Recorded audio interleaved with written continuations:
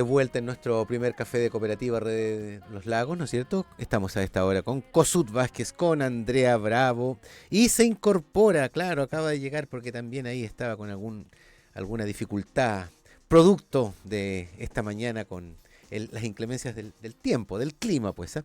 Está con nosotros el asesor del diputado, del candidato a diputado Marco Melo, ¿no es cierto? También, Partido Social Cristiano.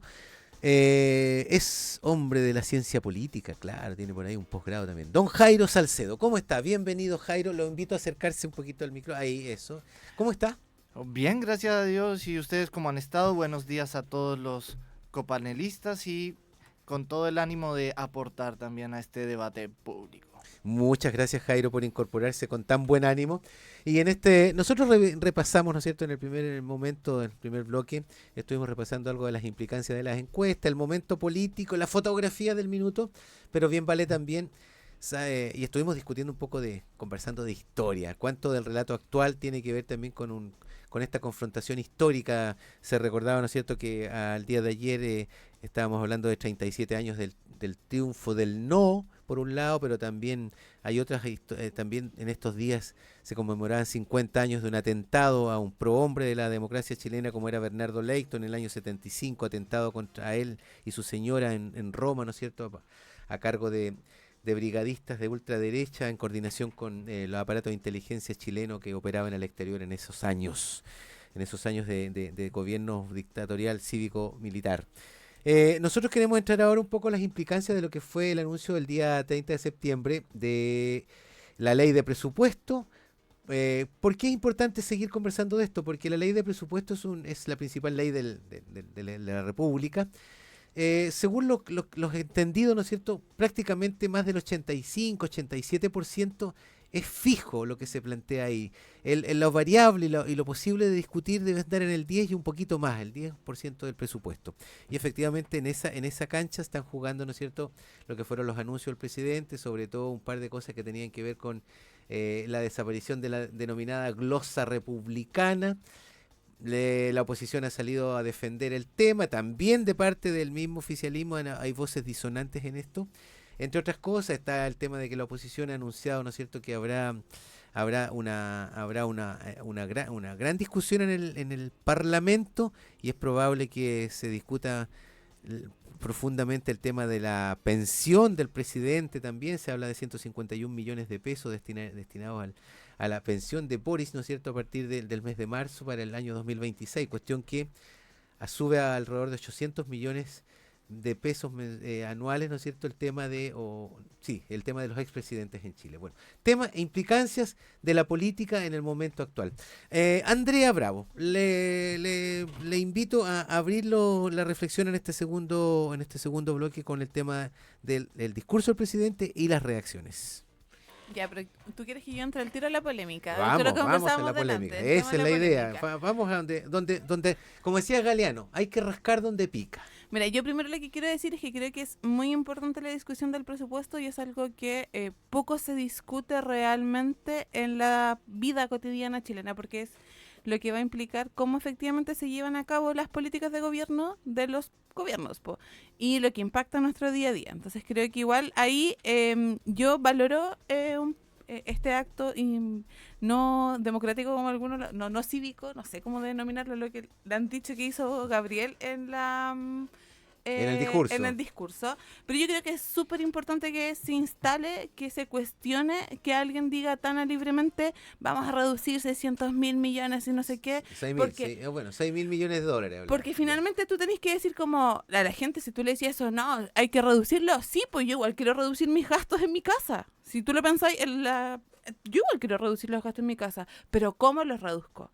¿Cómo los reduzco sin que se atente las políticas sociales, el impacto en el bienestar de las personas? ¿Cómo yo lo reduzco sin que se produzca una merma en otros ministerios? El otro día yo escuchaba en la radio que decían como exigieron o presionaron para que se instalara el Ministerio de Seguridad y hoy día no hay, como para que las cosas funcionen necesitamos también inyectar un proceso económico y en ese proceso de presupuesto tú no podés no discutirlo, no hablarlo. Creo que salvo que quizás, claro, algo muy propio del estilo de Gabriel Boric, hacer este tipo de intervenciones que quizás van tirando el tejo. Yo no considero que sea algo que esté fuera de las atribuciones que él pudiese tener. Como presidente, él puede y debe opinar respecto a lo que es lo mejor para el país y quitar... y además que tampoco lo tocó personalmente, pero sí hay que educar respecto a la importancia de ese tipo de cosas. O sea, no podemos no afectar el bienestar de las personas quitando. Si no, miremos lo que pasa en Argentina, donde efectivamente el recorte del gasto público implicó una merma en la calidad sustancial de vida de las personas. Gracias, Andrea Bravo. Jairo, le queremos de inmediato dar la palabra para que pueda entrar a opinar, porque usted efectivamente también, ¿no es cierto?, ustedes están apoyando al candidato José Antonio Kast, Partido Republicano, que tiene una alianza estratégica con el Partido Social Cristiano, y en ese sentido efectivamente ha habido anuncios de parte de él que han sido también muy luminosos desde el punto de vista de los titulares. Sin embargo, también ha entrado en una suerte de bucle esto. ¿Cuál es su opinión respecto del el anuncio de la ley de presupuesto que hizo el presidente con estas implicancias y estos condimentos, vamos a decir, pero que han dejado hartas opiniones en la semana? Bueno, son varios temas los que hay que tratar aquí. El primero de ellos es que si se habla, digamos, de un presupuesto que está tratando de tener responsabilidad fiscal, según sus mismas palabras, y al mismo tiempo un no recorte en los derechos sociales, hay que analizar, digamos, cómo se va desarrollando ese presupuesto, porque también hay que ver cuánto aumenta el déficit fiscal. Si nosotros vemos las implicancias de los otros políticos o de gente que analizó, digamos, este presupuesto entre líneas, vamos a encontrar que hay mucha gente que dijo el tema de manejar un déficit fiscal que va en aumento es una cosa real, y otra cosa es que no sabemos cuánto va a ser el nivel de endeudamiento de aquí en adelante, porque todo lo que es un Estado que está lleno de, digamos, muchos funcionarios y que a veces no son del todo eficientes, puede hacer que el Estado cumpla efectivamente con sus responsabilidades, pero de otro lado también haga que el exceso de funcionarios públicos haga que el presupuesto se maneje de una manera mucho más apretada, en el sentido Estresado, de que sería un presupuesto más estresado. correcto, mientras que si se hacen recortes, digamos, desde la parte política, donde el presupuesto es bastante más utilizado, eso podría ser una reinversión del presupuesto para otro tipo de proyectos sociales. Entonces lo que se está discutiendo aquí es qué tanto los organismos que existen hoy por hoy y qué tanto los funcionarios que hay hoy por hoy están siendo realmente eficientes con su función. Y ahí es donde uno tiene que ponerse a analizar y a ver, ¿realmente necesitamos tanto Estado o necesitamos un Estado que sea eficiente, digamos, con una estructura un poco más flexible, en el sentido de que hay funcionarios que pueden hacer la función de otro? Bien, gracias Jairo en esta primera vuelta para incorporar y tomando la temperatura a la conversación. Gracias. Kossuth, para ti este tema, fíjate que en las últimas horas incluso se habló, la oposición habría planteado esta necesidad de ahora poner en discusión la fusión de ministerios como una condición para aprobar presupuestos. Se habla de la fusión de Secretaría General de la Presidencia con Secretaría General de Gobierno, y lo habría puesto parte de la oposición ahí como tema. Ahora, es parte de la enjundia, diríamos, del momento electoral, porque tú también, el tema del presupuesto, sabemos, 90% es asignación directa, o sea, clara, fija. Kossuth. Sí, mira, es que lo que pasa es que estamos en un año electoral y por eso es que el presupuesto cobra tremenda relevancia, si todos sabemos eso. O sea, 3 años hacia atrás no fue tema. Pero como hoy día también está la expectativa de que sea la oposición la que pudiera quedarse con el gobierno finalmente, evidentemente que cobra mucho más fuerza esta discusión presupuestaria para el año 2026. Pero yo siento que también aquí hay un poco de mentira implícita, porque todos sabemos que todos sabemos que el presupuesto en su mayoría está bastante definido y delineado, y es una situación que el tema Son de partidas por fijas, bueno, ejemplo, claro. pero además el tema de las deudas a la que asumía, se refería Jairo. Claro, o sea, efectivamente el Estado tiene deudas, y tiene deudas, y eso es efectivo. Si la pregunta es, lo que habría que revisar es el presupuesto que se aprobó durante el último año de la gestión del gobierno del presidente Piñera, para saber cuánto deuda fue traspasada, digamos, para los Exacto. próximos 4 años que vienen. Y de aquí para adelante no va a ser tan distinto, porque el Estado continúa más allá y sus funciones continúan más allá de los gobiernos propiamente tal y del color que sea cada uno de ellos. Ahora, mira, hay un tema que a mí me llama la atención, porque el otro día estaba leyendo que están muy preocupados acerca de la pensión del presidente Boric. Mire, si yo creo que eso es rasquear la discusión, lo digo honestamente, es rasquear la discusión. O sea, si atendamos a que tiene que ver con la dignidad del cargo. Si cuando hablamos de dar una pensión al presidente, bueno, además el presidente se lo ganó en buena lid, porque la verdad es que no es culpa de él que haya asumido un desafío de ser presidente de la República con la edad que él tenía en su minuto y resulta que resultó electo. Bueno, entonces yo no puedo estar borrando con el codo lo que escribo con la mano porque me parece a mí que eso no le da estabilidad a la continuidad de la República. Y eso no tiene que ver con Boric especialmente porque no lo estoy defendiendo a él. Lo que yo siempre he defendido son las instituciones y me parece que nuestros políticos deberían ya estar a la altura en ese sentido y entender de que si no defendemos las instituciones y las seguimos socavando, el problema lo vamos a tener todos los chilenos en el futuro. Y solo para terminar, a propósito de lo que tú decías respecto del tema de la fusión de los ministerios, oye, la oposición que hasta hace muy poco tiempo atrás, no sé ahora, no sé, esta última semana, reivindicaba mucho lo que era la figura de Milei al otro lado, vayan viendo que ya está restableciendo algunos ministerios que había suprimido inicialmente. Mira, qué buen dato, no lo había, Por no lo lo he menos leído ya en se la está última hora. pensando en Ya pues, restablecer Andrea, algunos ministerios. un poco las reacciones a lo que ha comentado Jairo y eso en este mismo contexto, ¿no? De cuánto de esta discusión es fuegos de artificio y cuánto tiene de real y de fortalecimiento de la democracia, porque efectivamente la eficiencia es un tema que hoy día los estados tienen que plantearse, así como también el crecimiento y el desarrollo. La deuda, pareciera ser que la deuda es parte consustancial también de los estados modernos. A ver. Sí, y es algo necesario de discutir, porque el año antepasado, nos planteamos una reforma tributaria y nos planteamos unas maneras de recaudar más impuestos y de recaudar más arca fiscal. ¿Y qué pasó con esa forma o con esa reforma? Se cayó. ¿Por qué se cayó? Porque los militantes del Partido Republicano, de la derecha, votaron que no, porque no hay que tocar los impuestos. O ciertos impuestos, porque si hablamos de aumentar el IVA, aumentar el impuesto como a las personas naturales, pucha que se nos sube y yo pago mis contribuciones y pago mis boletas y pucha que uno paga harto. Pero quien más tiene no paga. Y ahora... eso cuando uno se dice como, o cuando uno se pregunta como menos Estado más eficiente, ¿qué implica menos Estado más eficiente? Porque cortemos un poco con eso de que el funcionario público es el que estorba. No, a la oposición lo que le estorba es efectivamente que exista un Estado que genere apertura. Y en eso, Jairo decía antes que, él trabaja en lo que es políticas públicas y también desde lo que son las iglesias evangélicas, ustedes hacen harto trabajo comunitario. O se supone que hacen harto trabajo comunitario. Yo te lo planteo, yo soy psicóloga comunitaria y estudio y trabajo en comunidades de alta vulnerabilidad. Y esas comunidades de alta vulnerabilidad existen porque no hay Estado, ¿cachai? Porque no está el Estado, porque no hay una escuela que esté abierta, que tenga profesores de calidad, no hay un CEFAM, no hay una posta, no hay trabajo y no hay pensiones. Y eso pasó en la década de los 90 y los 2000 y esto, producto de la pandemia, también se ha observado.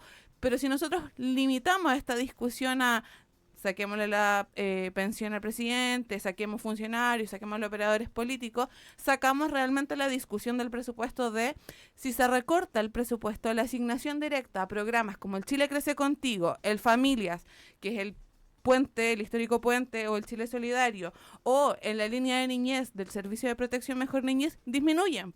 Entonces, cuando tenemos una discusión vacía respecto al presupuesto o lo llevamos a los fuegos artificiales, efectivamente, lo que estamos haciendo es no explicar que ese recorte presupuestario que plantea tu candidato limita y genera manda aventuras a personas comunes y corrientes que tienen que vivir todos los días con una pensión de miseria que gracias a la PGU hoy día y al gobierno de Gabriel Boric ha subido.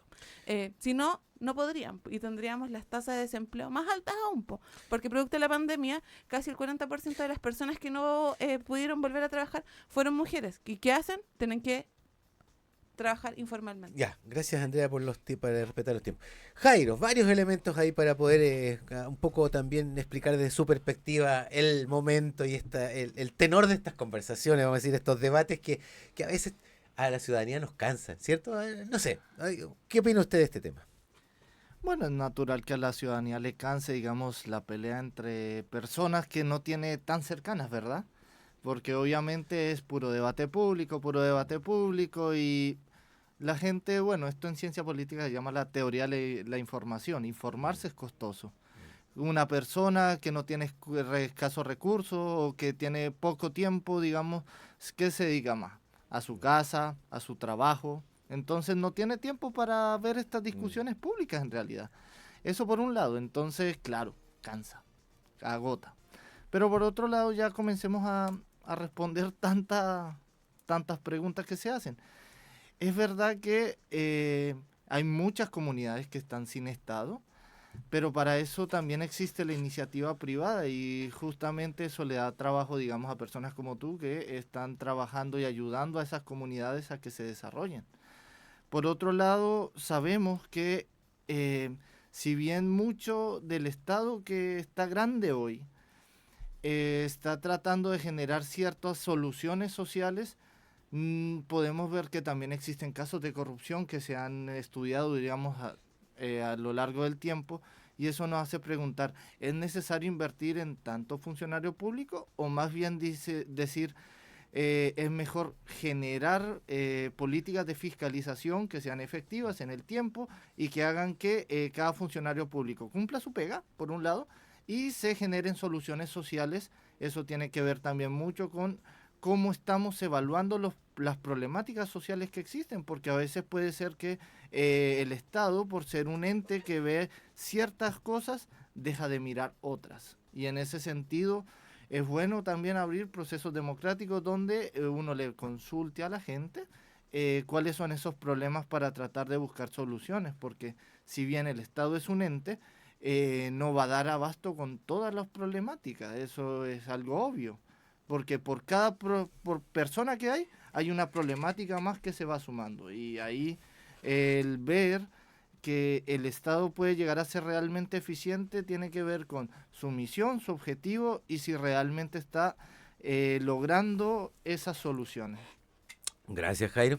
Consult un poquito en esa línea de reflexión. ¿Tenemos un Estado debilitado o obeso? En el sentido de que está con mucha grasa. Porque no, este Estado efectivamente tiene harta grasa. Tiene grasa. Yo soy un convencido que tiene harta grasa. Hay un porcentaje, yo creo que hay un porcentaje de funcionarios que no tiene nada que hacer en el Estado. Uno lo ve también. Mira, el funcionario reclama mucho derecho, y uno lo conversa y se lo pregunta a cualquier ciudadano común y corriente de la calle, así como yo, y muchas veces la atención es precaria y deja mucho que desear. Tú tienes que supeditarte muchas veces para ser atendido, tienen que terminar de tomar desayuno después de que ingresan a la hora de trabajo. Entonces, eso también genera un malestar. La gente se molesta. La gente se molesta. Llegan las fiestas patrias, y ya el día anterior, al 18, el día 17, a las 9 ya están preparándose para irse a las 12. Entonces me van a perdonar, pero yo creo que hemos tenido, no porque yo creo que el Estado, hoy día tenemos que tener más presencia del Estado, sí. Tenemos que, para poder satisfacer necesidades sociales, sí. Tenemos que tener un Estado robusto, sí. Pero un Estado que efectivamente se concentre en atender los problemas que el Estado tiene que atender. Tenemos que ver el tema de salud, tenemos que ver el tema de educación, tenemos que ver el tema de pensiones. ¿Te persuade disminuir ministerios, Consulto? No. Yo creo que no debería ser un problema. No es un problema de nombres y nomenclatura. Sí, tiene que ver con que cuando, mira, yo creo que aquí hay una trampa y hay una mentira en esto de los operadores políticos. ¿Hay operadores políticos? Los hay. Sí. Todos sabemos que de repente hay personas que terminan una candidatura, lo vamos a ver ahora, terminó la candidatura, no ganaron y salen a buscar pega en los municipios, en los órganos del Estado, y hay que tenerle un puesto al compañero, al camarada, y darle un puesto asegurado porque tiene que trabajar. Y yo digo, estos enciclopedistas lo saben todo porque siempre uno los ve en distintos cargos. Entonces a mí, yo creo que debemos Debería haber un acuerdo transversal. Y lo que hemos visto hasta ahora, que esta gran mentira de los operadores políticos se traduce en que, mira, Piñera, en su segundo periodo, cuando llegó al gobierno, durante la campaña habló mucho de la grasa del Estado. Lo que no dijo es que lo que quería era terminar con la grasa de un sector para instalar a los suyos, porque al final del día, lo que hemos visto es que el Estado también está cooptado por todas estas autoridades que se denominan legisladores, senadores y diputados que tienen gran poder de influencia. Y a mí me ha tocado conocerlo, personas que se han dedicado durante su periodo como legisladores a traficar, a instalar gente en distintos cargos de mayor relevancia o menor relevancia. Yo pregunto, ¿yo te elegí para eso, legislador? No, yo te elegí para legislar, para hacer buenas leyes. Entonces me parece a mí que la modernidad del Estado no pasa necesariamente por empezar a echar gente, y la solución al problema o cómo abordamos la problemática social y no pasa por decir, mira, vamos a disminuir en 6.000 millones de dólares, que hasta la fecha el candidato que lo dijo ha sido incapaz de explicar cómo lo va a hacer, y parece que hay una visión común de todos los economistas de derecha e izquierda, economistas serios, que han dicho, mira, eso es imposible, menos en un año y medio. Gracias, Kossuth Vázquez. 9:59. Vamos a tener que ir a la pausa. Esta conversación está como de día lunes, ¿eh? Está bien animada. Así que vamos y volvemos aquí en el primer café de Cooperativa Red Los Lagos.